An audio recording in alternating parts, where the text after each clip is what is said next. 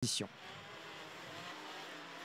Le karting Define International Raceway de Mariembourg, théâtre de la première finale de la saison 2023 du championnat de Belgique dans la catégorie senior. Ils étaient 100 au départ et ne sont plus que 36 à se disputer le trophée, le premier de la saison, avec Ruben Moya et Sam Balota comme deux candidats, tout désignés certes sur papier de par leurs performances respectives et leur expérience de la compétition à ce niveau. Mais gare évidemment à la concurrence qui viendra de derrière avec Aaron Ferradano, Lucas Griggs, Ellie Gochten et Clément Outran. Adam Rahali et Enki Kalteren, John Allop et Julian Kamen bouclent le top 10. Gare évidemment à Julian Kamen qui avait bien réussi son entame de compétition. On repart pour un tour suivant évidemment pour mettre les pneus à température. 2 tours de chauffe et de formation de grille en finale contre 1 pour les manches qualificatives. Avec en sixième ligne sur la grille Ethan Faramon, le nouveau fer de lance d'un team que l'on découvre avec bonheur, le Dream Team, le Dream Racing Team d'un certain Adrien Renaudin, un team qui nous vient de France, qui concourt en Yamé Series France et pour la première fois cette saison dans le cadre du championnat de Belgique. À ses côtés, Mika Voss, fer de lance du team Energy Corse Benelux, avec en 7e ligne de la grille départ Fionn McCaughlin, nouveau venu au sein du VDK Racing Team. Il aura à ses côtés François Delati, puis nous aurons Andy Rattel avec les couleurs Alonso Kart sur son châssis, à suivre évidemment depuis la 16e place avec à ses côtés Mirko Wouters, 9e ligne de la grille, Bart Plouk avec Ils Pruvost à ses côtés. Bart Plouk également un gros nom que nous voyons depuis des années franchir l'écueil des premières positions de classe en classe, un candidat à la victoire évidemment que l'on retrouve un petit peu en dessin sur cette grille départ, mais il va falloir surveiller sa remontée potentielle. Au volant de ce châssis était Descartes, qui a montré de très belles choses avec son coéquipier dans la catégorie junior, Patrice Kowalewski, 2e de la finale junior il y a quelques instants, vous vous en souvenez peut-être. 10e ligne sur la grille, nous aurons Arthur Vonzor et Hugo Besson, suivi de Inano Couture, Victor Louis, notre poleman à l'entame de ce championnat et à l'entame du week-end, et qui va devoir se cracher dans les mains pour aller peut-être jouer les premiers rôles. Puis nous aurons Keanu Wellens, Simon Lacroix, Bernd Vandenburg, Hugo Jalad, Kevin Lantigra, Hugo Brun, Thibaut Gélade, Floris Koster, Casper Norman, Ricardo Cirelli, Job Müller, Yvan Failly, Delano Wellens et Tristan Krohn. Le compte y est. Allons-nous partir dès la première tentative avec 36 pilotes sur la grille de départ. Les moteurs s'échauffent. Et non, on repart encore pour une fois. Deuxième tentative de départ. La première n'aura pas été jugée satisfaisante par notre directeur de course Gilbert Damon et les officiels pour lâcher les fauves, semble-t-il. Une formation de grille, évidemment, quand on a 36 pilotes qui n'attendent qu'une chose, c'est de pouvoir écraser l'accélérateur et se ruer vers le virage numéro 1. Eh bien, c'est toujours plus facile à dire qu'à faire, même si ça semblait a priori bien effectué. Il n'en est rien. On repart pour un tour. Ce n'est jamais évidemment idéal de mettre à la fois pneus, moteur et organisme dans de telles conditions. Les esprits ne font que s'échauffer davantage, ce qui pourrait peut-être, comme on le disait, mener à quelques décisions, à quelques petits mouvements, quelques coups de volant moins réfléchis qu'avant. On va voir ce qu'il en sera évidemment, mais ce premier virage, ce premier tour sera très intéressant puisque Ellie Goldstein fera tout certainement tout ce qui est en son pouvoir pour aller chercher Ruben Moya. Ces deux-là se connaissent bien pour s'affronter aussi à l'échelon international. Goldstein qui a terminé 2022 en fanfare avec non seulement le titre de champion de Belgique, le titre européen en Yamaha Euro Series et la médaille d'or aux Jeux Olympiques du sport automobile à Marseille. Si vous avez suivi ça, pourrait-il encore rééditer pareille performance cette année sous les couleurs d'un nouveau constructeur, d'un nouveau châssis TB Kart depuis la 5e place sur la grille de départ. Mais il aura Aaron Ferrazzano à aller titiller s'il veut aller se battre valablement avec les pilotes Pantano et son vieil adversaire Sam Balota sur les couleurs VDK. La meilleure chance de victoire pour l'équipe des frères Verdas, donc certainement dans le haut du tableau en senior. Et il va falloir s'y mettre, messieurs, puisque la luminosité commence à baisser de plus en plus sur le karting des Fagnes. Il est vrai qu'il est 20 minutes avant 18h ici. Et il y a pas mal de nuages assez sombres au-dessus de nos têtes, ce qui fait qu'on y voit de moins en moins bien, mais ça me semble correct cette fois-ci. Green, on est parti pour cette finale senior, à l'assaut du premier virage. Excellent départ de Ruben Moya qui se glisse à la corde depuis la pole position. Aucun problème pour le pilote espagnol. Ça se passe bien pour le reste du peloton.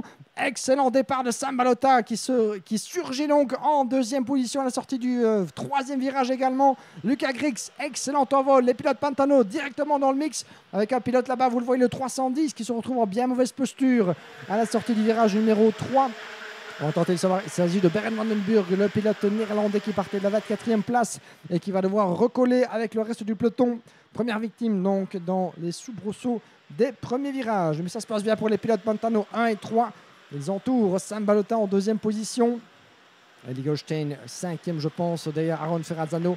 Un top 5 relativement inchangé. On a voulu la jouer prudente évidemment dans ce premier tour. C'est tout à fait correct, c'est tout à fait logique surtout, sachant qu'on est parti pour une longue course, 14 minutes plus un tour. Et déjà, un premier changement, pourquoi pas, avec Sam Balota qui a tenté d'aller titiller Ruben Moya. Ça commence en fanfare. On n'attendra pas évidemment les derniers instants de cette épreuve. C'est dès maintenant que la différence peut se creuser, que la différence peut se faire. Et regardez justement Balota qui a tenté, qui a perdu et qui doit concéder d'entrée de jeu la deuxième place à Lucas Griggs. Griggs qui signifie à Balota, reste avec moi, ne tente pas de repasser, puisque pendant ce temps-là, Ruben Moya, eh bien, n'en attendait pas tant pour creuser l'écart. C'est ce qu'il fait de bien belle manière, le pilote espagnol, très très solide, on le disait, depuis l'entame de la saison 2023, avec ce châssis Pantano qui marche du tonnerre de Dieu. Et c'est certainement un sur le bord de piste, Giorgio Pantano, qui doit être plus que fier et confiant de voir ses couleurs à ce point jouer les avant-postes depuis l'entame de la saison. Ça ne fait que commencer évidemment. Restons calmes, les pilotes doivent se dire qu'ils ont encore pas mal de tours. Juste pas mal de tours à couvrir pour pouvoir inverser la vapeur, alors que derrière Eli Goldstein a pris l'avantage je pense sur Clément Outran. On va refaire un pointage alors qu'il passe devant nous les pilotes Pantano. Ruben Moya, Lucas Griggs en première et deuxième position, Sam Balota 3, Eli Goldstein 4. Clément Outran à la rescousse de Balota en cinquième position. Puis nous avons Aaron Ferrazzano qui a glissé d'une place alors que Goldstein passe en troisième position. Dépassement décisif du pilote Tibi Kart. Deux adversaires de l'IMA Series Benelux qui ne se connaissent que trop bien. Goldstein qui passe 3, devant Balota 4, Clément Outran, Ferrazzano, Enki Kalteren 7, Julian Kamen remonté en 7e position, non, 8e position de Julian Kamen derrière Enki Kalteren. Puis nous avons en 9e place 3,54 de John Alop devant Ethan Faramon qui boucle le top 10. Départ sur le chapeau de roue de cette finale X30 senior, on n'a encore rien vu. Et mon petit doigt me dit que la bataille s'annonce plus que royale entre VDK et Pantano, avec Eli Goldstein comme arbitre de luxe dans ce duel à 5 voire 6 pilotes. Et regardez Clément Outran qui prend directement la direction des opérations. Outran qui passe devant Sam Balota. Et ça n'était peut-être pas forcément dans les plans de Sam Balota que de voir son équipier lui passer devant. Et regardez, il perd une position dans l'aventure, malheureusement pour lui, Aaron Ferrazzano, qui n'en demandait pas tant pour se frayer un chemin dans le virage numéro 3.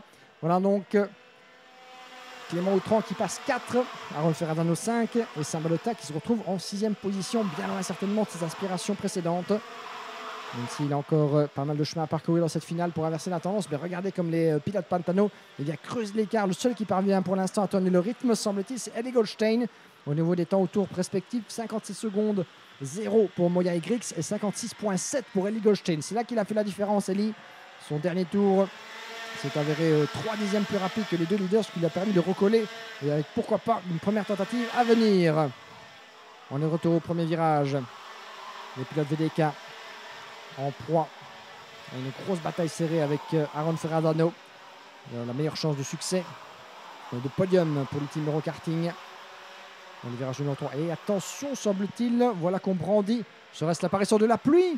Est-ce que la pluie viendrait faire son apparition surprise dans cette finale X30 senior? Vous avez vu sans doute le drapeau rouge et jaune.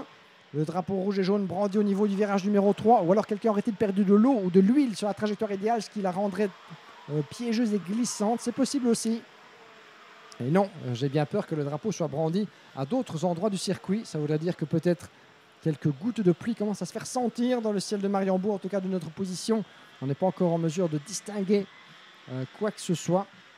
Généralement, et oui, effectivement, voilà, je viens de distinguer sur la vitre latérale de notre cabine speaker quelques gouttes de pluie. Il commence effectivement à tomber.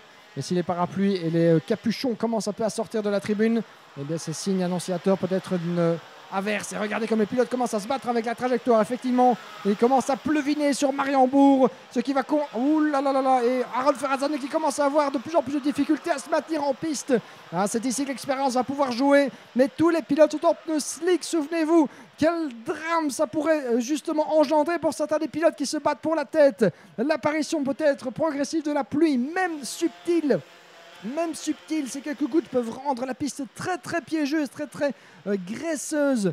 Alors que nous avons ici le 2, c'est Heikki Kalteren qui vient de partir à la faute. Ça commence. Aïe, aïe, aïe, aïe. Heikki Kalteren qui était en 5e position. Et regardez comme les pilotes, il n'est plus question de finale ici. Il n'est plus question de position, mais bel et bien de survie dans cette course qui va être complètement retournée sur sa tête. Regardez le drapeau pour piste glissante qui est brandi partout. Que va décider la direction de course? Faut-il aller au bout de cette épreuve dans les conditions actuelles? Attendre la fin de l'averse? Permettre aux pilotes d'en changer? Mais quoi qu'il en soit, regardez comme Ruben Moyen et surtout Luca Griggs et Goldstein qui en a profité pour passer en 2e position. Tout le monde avance sur un faux rythme dans les virages. Il faut baisser l'allure. C'est évidemment ce que les mécaniciens intiment à leurs pilotes, surtout dans le virage numéro 1. Et ça va complètement chambouler le classement certainement. Regardez comme les pilotes glissent dans le dernier virage là-bas. Juste avant. Oh, et sortie de piste. Sortie de piste dans le premier virage. C'est le numéro 312 qui est allé s'offrir une petite frayeur là-bas. Il s'agit de Adam Rahali.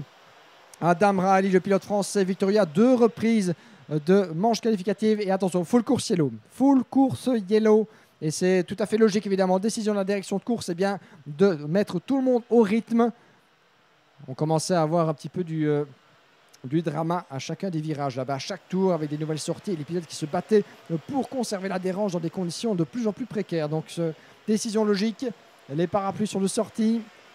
Difficile à dire si la pluie est encore à ce stade relativement forte ou pas. Je pense qu'elle est relativement ténue, en tout cas on ne la distingue pas énormément, mais quoi qu'il en soit, il pleut et la piste en devient de plus en plus dangereuse. Full course yellow donc décidé par la direction de course en attendant de savoir eh bien, la suite des festivités.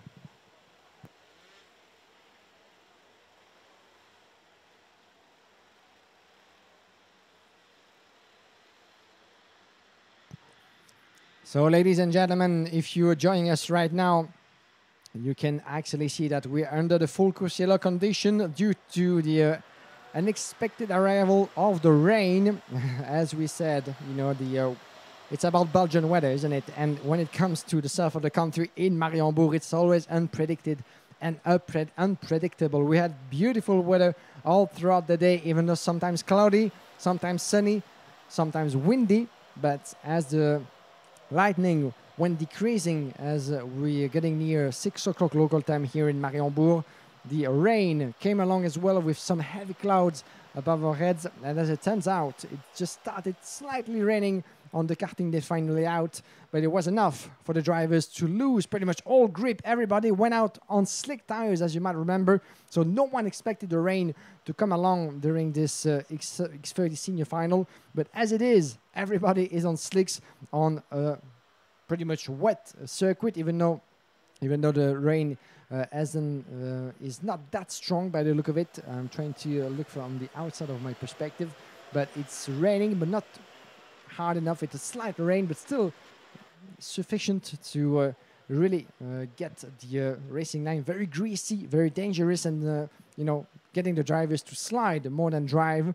It was about survival in the first few seconds when the rain started dropping on the track. But as you can see, as it stands, Eli Goldstein, with all of the experience of those conditions, took advantage of the situation to get ahead of Luca Griggs in P2. Ruben Moya, though the pole sitter, is still very much your leader in front of Goldstein, Griggs. Clément Autran made it up until P4 in front of Sam Balota. Julian Cameron, Bart Ploeg. What a race from Bart Ploeg, who was starting all the way down in P17 and now is knocking on the door of the top 6 in P7. Aaron Ferrazzano is P8 from John Allop, Fionn McCaughlin in front of Arthur Vosor, Andy Rattel, Heikki Kalteren in P13 that made a mistake, unfortunately, and really fell down the order in P13. But we still have everybody on track by the look of it. Yes, indeed. So everybody under full course yellow condition. It remains to be seen what will be decided from the officials, because we might expect the rain to decrease slightly and to allow. Yeah, it's actually raining quite heavily now. You can see it on the screen, and I can see it outside of my picture. It's raining much stronger right now, which is no good news at all for the drivers on track, as it means either we stop the race and replace the tires, or we keep on going like that. But we might actually end this final under full course yellow condition, which is not ideal.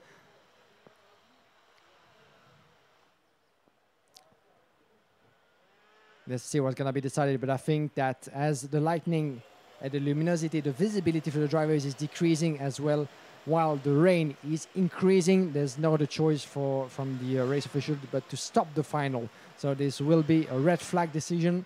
The race will be stopped by a red flag, ladies and gentlemen. The time for a decision to be made to see if we resume the racing or not. Voilà, chers amis, décision va tomber d'ici quelques instants. Alors que la visibilité, la luminosité ne cesse de décroître sur le karting des fans, eh bien, la pluie augmente dans le même temps. Elle tombe de manière beaucoup plus forte et vous pouvez le voir d'ailleurs sur nos écrans avec une piste toujours plus piégeuse, toujours plus glissante, non plus uniquement en dehors, mais sur la trajectoire idéale. Eh bien, après plusieurs minutes de full course yellow, nous n'avons pas d'autre choix que d'interrompre cette finale X30 senior au drapeau rouge, semble-t-il. Voyons voir si ça va être la décision rendue par la direction de course. En tout cas, c'était envisagé il y a quelques instants. On reste toujours sur full course yellow, à moins que les conditions puissent s'améliorer. Mais ça ne semble pas être le cas. Les nuages s'amoncellent de plus en plus au-dessus de nos têtes. Et les pilotes qui, voilà, vous voyez d'ailleurs Ellie Goldstein qui demande ce qui se passe. D'ailleurs, certains des pilotes qui demandent qu'on interrompe cette épreuve ou qu'on la stoppe carrément, puisque les conditions ne semblent pas s'améliorer du tout.